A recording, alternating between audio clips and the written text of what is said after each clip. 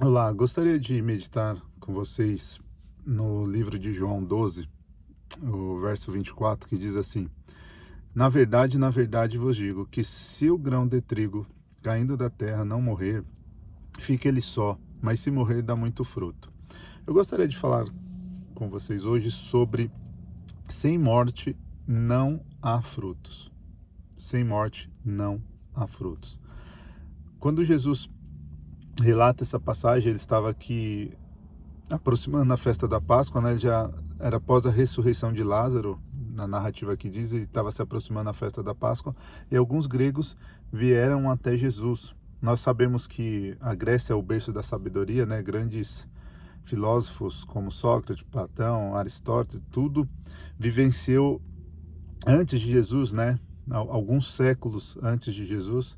E a Grécia é reconhecida pelo berço da sabedoria. E certamente eles procuravam Jesus para aclamar um dos homens mais sábios, buscar as glórias terrenas. Mas Cristo, em todo momento, ele deixa claro. Muitas passagens ele disse: eu não vim fazer a minha vontade, mas vim fazer a vontade do meu Pai. Então, para que esse grão de trigo, né, dê frutos, é necessário que a semente morra.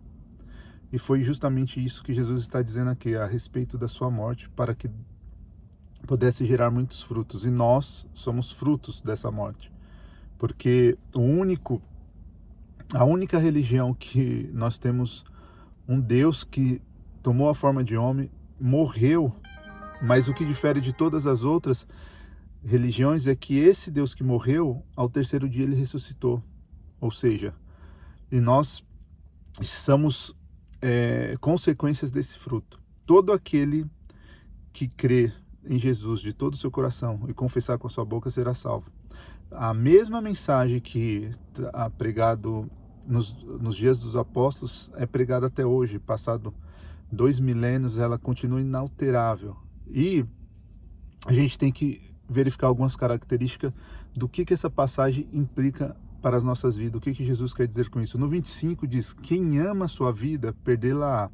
E quem neste mundo odeia a sua vida, ganhar-la-á para a vida eterna. Então perceba que a gente precisa entender igual Nicodemos, que foi ter um encontro com Jesus, em João 3:3 diz: Jesus respondeu e disse: na verdade te digo, aquele que não nascer de novo não pode ver o reino de Deus. Para nascer de novo, Jesus está querendo dizer aqui que a gente precisa matar, né, algumas coisas, matar o velho homem, matar a nossa natureza carnal, para que nós possamos nascer de novo no Espírito. Justamente simbolizando a morte de Cristo. O apóstolo Paulo retrata muito bem isso quando ele diz ali em Gálatas 2:20: já estou crucificado com Cristo, e vivo não mais eu, mas Cristo vive em mim. E a vida que agora vivo na carne, vivo pela fé do Filho de Deus, o qual me amou e se entregou a si mesmo por mim. Então, esse relato de Paulo é fantástico porque ele já diz que nós que cremos que Jesus morreu pelos nossos pecados, nós estamos crucificados juntamente com ele. E o que nós devemos matar na nossa vida? Talvez tem algumas coisas que você precisa matar, né? Morrer na sua vida para que você possa frutificar e viver essa abundância, ser essa árvore frutífera, né? Ou você ficar com uma semente, somente ela não produz nada. Se essa semente não morrer, não vai gerar muito fruto. Então, algumas coisas que devem ser mortas na nossa vida, está também descrito ali em Gálatas 5:21, a partir do 19 até o 21, eu vou ler para você.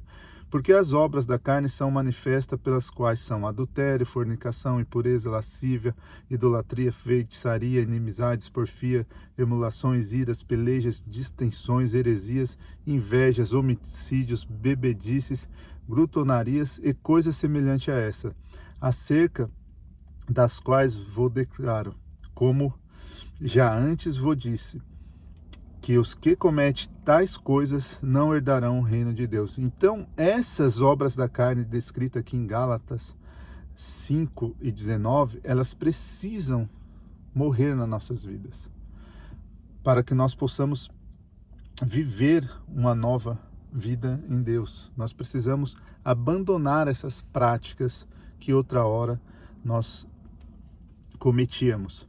E eu acho interessante quando Jesus está falando do grão de trigo que precisa morrer, e ele está falando sobre a sua morte. E uma coisa que me chama a atenção, em João 26, diz assim: E chegou, pois, Simão, Pedro, que o seguia, e entrou no sepulcro, e viu no chão lençóis. Eu acho interessante porque aqui é quando Jesus aparece, né, a Maria, e ela vai anunciar aos discípulos que Jesus ressuscitou. Pedro e João vai correndo até o sepulcro, né? E ao Pedro entrar, ele encontra os lençóis no chão. O lenço que estava na sua cabeça, ele dobra e põe à parte. Tem um grande significado, mas eu não quero falar nesse momento para não me estender muito. Eu gostaria de falar justamente sobre esses lençóis que foram jogados no chão. Olha, existem algumas coisas na nossa vida que nós não devemos simplesmente matar, mas nós devemos sepultar, e não devemos só sepultar, mas devemos também deixar no sepulcro no chão.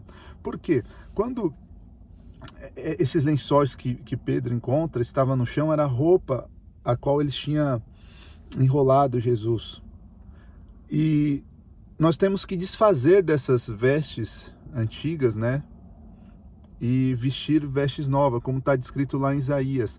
Regozijei-me muito no Senhor, a minha alma se alegrará no meu Deus, porque me vestiu de roupas de salvação e cobriu-me com o manto da sua justiça.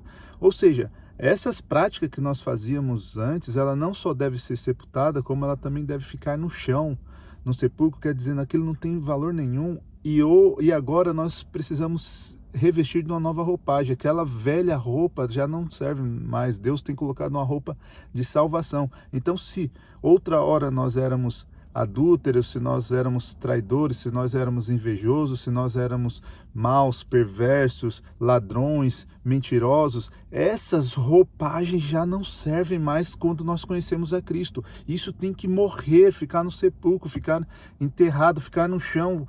E sepulcro diz de coisas que nós não podemos acessar mais. Nós não podemos lembrar da nossa velha vida com saudosismo, com saudade.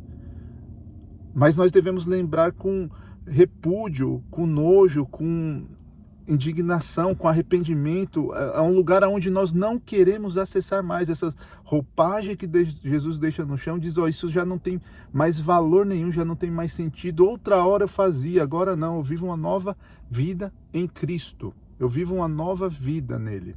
Então, Isaías relata isso, uma veste de salvação, roupas de salvação. E aí eu queria rapidamente falar sobre 3 aspectos dessa semeadura que nós que cremos e acreditamos em Jesus devemos fazer. E Jesus é tudo o que nós necessitamos para ter uma boa safra, né? Termos uma boa colheita, colhermos bons frutos. Se nós lermos ali em Lucas 8:11, primeiramente nós precisamos de uma semente, né? E diz: esta pois a palavra, a semente é a palavra de Deus. Então nós sabemos que a semente é a palavra de Deus, está acessível, né? Nós temos a plena liberdade de examinar as Escrituras, a Bíblia Sagrada, e diz aqui em Lucas 8 que a semente é a palavra de Deus.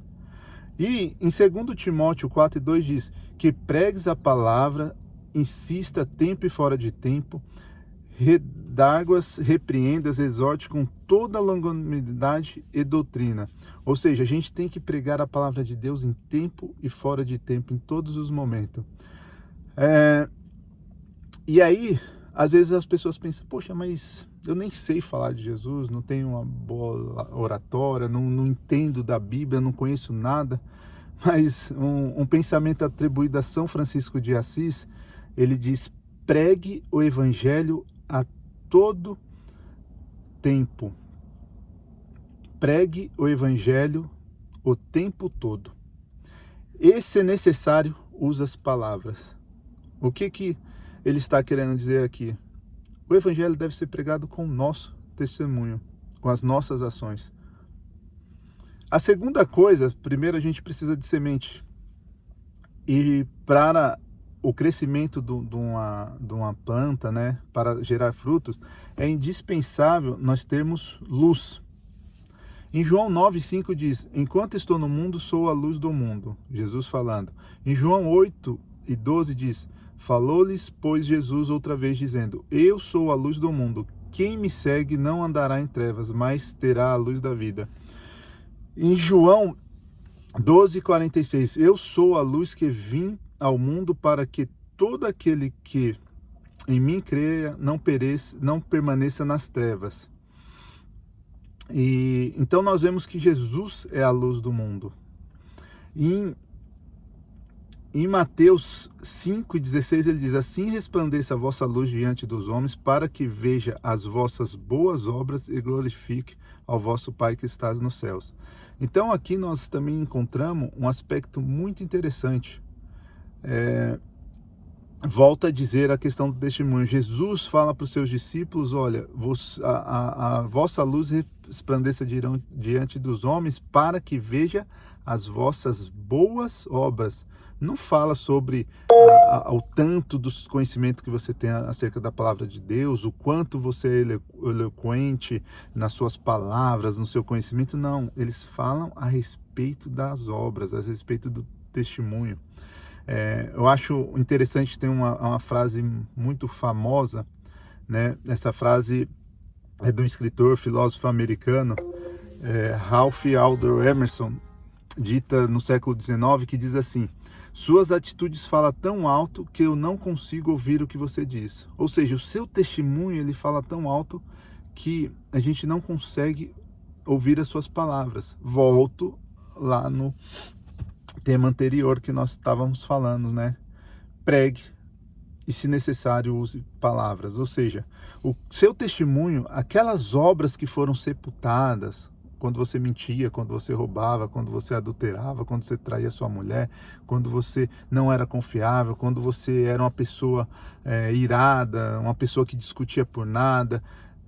Essa transformação que hoje as pessoas enxergam em você, que você não utiliza mais essas práticas, palavras de baixo escalão, a sua linguagem mudou, o seu testemunho mudou, isso é a maior pregação do Evangelho, essa é a maior pregação da transformação que Jesus realiza em nossas vidas.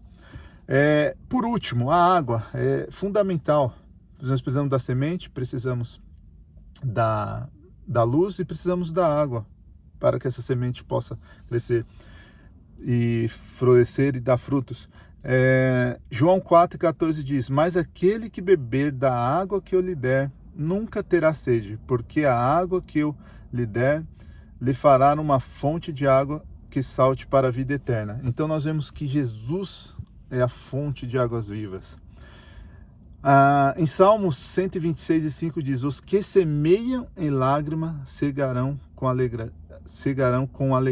Ou seja, uma outra forma de nós regarmos essa semente é através das orações, através das nossas lágrimas que são derramadas perante Deus, através desse planto, desse clamor, para que nós possamos nos libertar dessas roupagens velhas, dessas obras da carne que nos atrapalham a viver uma vida plena e frutífera com Cristo. E com certeza, como o salmista diz aqui, aqueles que semeiam com lágrima colherão com alegria, colherão o fruto da vida eterna, uma transformação plena em Cristo. Foi isso que Jesus nos prometeu. Ele falou que ele veio nesse mundo não simplesmente para nos dar vida, mas ele veio para dar vida com abundância. A abundância é não termos falta de nada.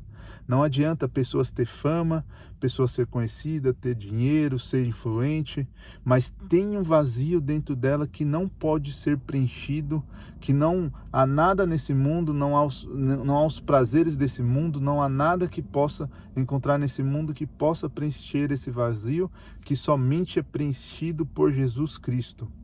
E para encerrar, em Romanos 8:36 diz, como está escrito, por amor a ti somos entregues à morte todo o dia. somos reputados como ovelha para matadores. Ou seja, essa nossa crucificação com Cristo, como Paulo diz, ela é diária. Essa nossa luta é diária para que nós abandonemos essas velhas roupagens. E a pergunta que eu quero deixar para você para encerrar esse vídeo é: o que você está precisando matar e sepultar e deixar no chão como aquelas roupas velhas no sepulcro de Jesus que está atrapalhando você frutificar? O que você necessita matar na sua vida para que você tenha uma vida frutífera com Jesus? Lembre-se, sem morte não há frutos. Sem morte não há frutos. O que você precisa matar na sua vida? Se você gostou dessa mensagem, Deus falou contigo, compartilhe com alguém que você acredita que necessita também ouvi-la. Deus abençoe, fique com Deus.